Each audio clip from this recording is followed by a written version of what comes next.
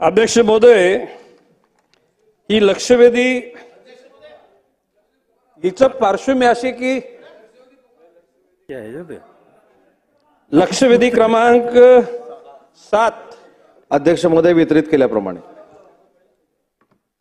ज्यावेळेस मुंबईमध्ये जास्त गर्दी वाढायला लागली आणि ही गर्दी कुठेतरी थांबवली पाहिजे म्हणून नवी मुंबईची निर्मिती करण्याचं शासनाने 1970च्या कालखंडात ठरवलं आणि त्यावेळेला आमच्या शेतकऱ्यांच्या जमिनी नाममात्र 50 नवे पैसे स्क्वेअर मीटरने खरेदी केल्या. 50 नवे पैसे स्क्वेअर मीटर. आणि आमच्या महाराष्ट्रातल्या भारतामध्ये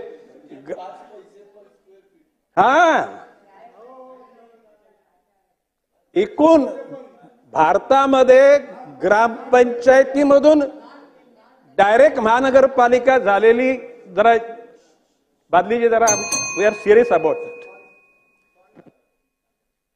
ग्रामपंचायतीमधून महानगरपालिका झालेली ही एकमेव महापालिका देशामध्ये आहे.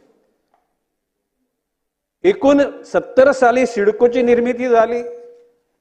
नवी मुंबई महापालिका 1992 साली तिची स्थापना झाली. 95ला महासभा म्हणजे एकूण सार्वत्रिक निवडणुका झाल्या. आज उन्हीपुरे 30 वर्ष झाली. त्या शहराचा प्रारूप आराखडा फायनल झालेला नाही. एकीकडे हे दुर्दैव आहे या शहराचं. एकीकडे MIDC अथॉरिटी, एकाकडे सिडको अथॉरिटी. कालांतराने आम्ही मागण्या करता करता ती महानगरपालिकेकडे अथॉरिटी दिली गेली, परंतु सिडकोच्या त्या अधिकाऱ्यांना हे सुचलेलं नाही की ह्या शेतकऱ्यांच्या असलेल्या गावठाणाच्या जमिनी शून्य म्हणजे 1 रुपये नाममात्र किमतीनं त्या ठिकाणी सिडकोला वर्ग झाल्या. मग इथल्या गावठाणातल्या लोकांना, नोडमधल्या लोकांना मैदान, गार्डन, हॉस्पिटल, शाळा अशा गोष्टी करता उखंड नको.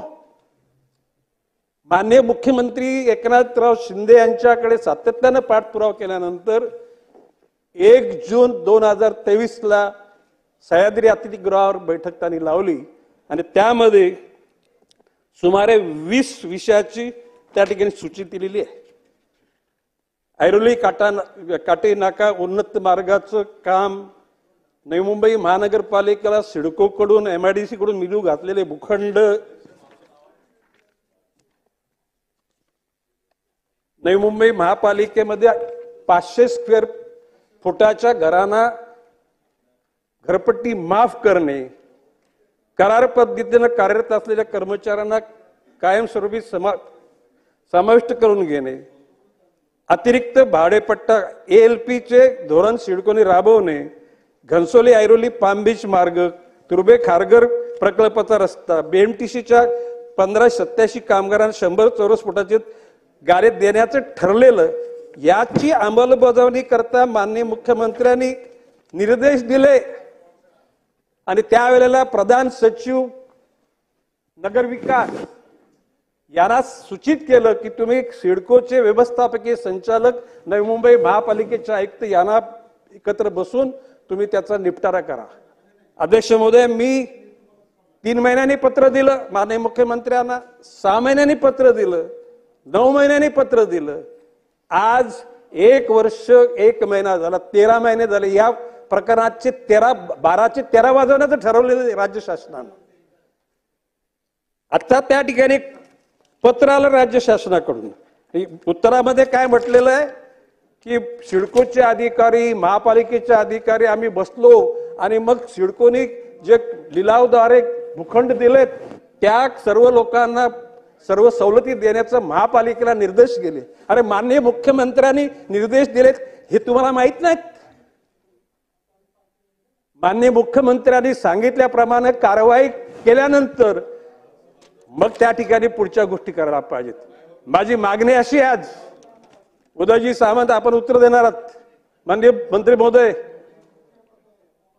जोपर्यंत नवी मुंबई महापालिकेचे आयुक्त, सिडकोचे व्यवस्थापकीय संचालक, प्रधान सचिवाच्या बरोबर बसून नवी मुंबई शहराला लागणारे सगळे भूखंड MIDCचे आणि सिडकोचे जोपर्यंत त्या ठिकाणी त्याचं विल्हेवाट लागत नाही तोपर्यंत सिडकोने MIDC माननीय मुख्यमंत्र्यांनी असं दिलेलं आहे की ते भूखंड दिलेत ते स्थगित करा, निर्णय घ्या, नंतर त्याच्या पुढच्या गोष्टी करा. आज त्या ठिकाणी राज्य शासनाच्या अधिकाऱ्यानं पत्र दिलंय. अवर सचिव महाराष्ट्र शासन सन्माननीय श्री अमरजी पाटील त्यांनी काय म्हटलेलं आहे की राज्य शासनाचे सचिव आणि सिडको MD महापालिका आम्ही ठरवलेलं की तुम्ही सर्व त्या ज्या लोकांना भूखंड विकलेत, आणि माझा आरोप आहे राज्य शासनातले काही अधिकारी सर्व अधिकारी नालायक करप्ट आहेत असं माझं म्हणणं, परंतु there are so many officer who are corrupt. राज्य शासनाच्या सुद्धा याच्यामध्ये सुद्धा सगळ्यांचे हात स्वच्छ नाहीत. म्हणून ज्याला 20 लाख लोकांच्या जीवन मरणाच्या प्रश्नाशी तुम्ही ज्याला खेळता, त्याला तुम्हाला स्वतःच्या स्वार्थाकरता तुम्ही अशा गोष्टी करता, त्याला स्वतःला लाज शरम वाटली पाहिजे. आणि म्हणून माझी मागणी अशी आहे की जोपर्यंत ह्या गोष्टीचा विल्हेवाट लागत नाही तोपर्यंत या असे आदेश पाठीमागे घ्या. माननीय मुख्यमंत्र्यांच्या नेतृत्वाखाली निर्णय दिला मुख्यमंत्री म्हणजे या राज्याचा प्रमुख असताना त्याच्या शब्दाला किंमत नाही. त्याने दिलेला शब्द तुम्हाला बंधनकारक नाही. तुम्ही अधिकाऱ्यांनी फक्त निर्णय घेतला आणि तुम्ही आदेश काढले. अरे सिडकोचे MD वरिष्ठ दरात सिनियर असतात, मुख्य प्रधान सचिव नगरविकास सिनियर असतो, आणि मग महानगरपालिकेच्या आयुक्ताला तुम्ही काय तुमच्या झाडू मारायचं काम सांगताय का? हे घडू देणार नाही आम्ही. आणि म्हणून आज या ठिकाणी जोपर्यंत ह्या गोष्टीचा निपटारा होत नाही तोपर्यंत त्या ठिकाणी तुम्ही विकलेले भूखंड स्थगित ठेवा. त्या ठिकाणी महानगरपालिकेला फतवे पाठवायचं काम बंद करा. आणि माननीय मुख्यमंत्र्यांच्या मीटिंगमध्ये झालेले जे इतर प्रश्न आहेत त्याची सुद्धा निपटारा करा. नसेल तर स्पष्ट सांगा की माननीय मुख्यमंत्र्याला आम्ही पाचव्याची किंमत देत नाही असं कबूल करा. आम्ही जनतेला सांगू की बाबा त्या ठिकाणी माननीय मुख्यमंत्र्यांनी दिलेले शब्द त्यांच्या आदेशाला तिथे 5 पैशाची किंमत नाही. मंत्री महोदय आपण.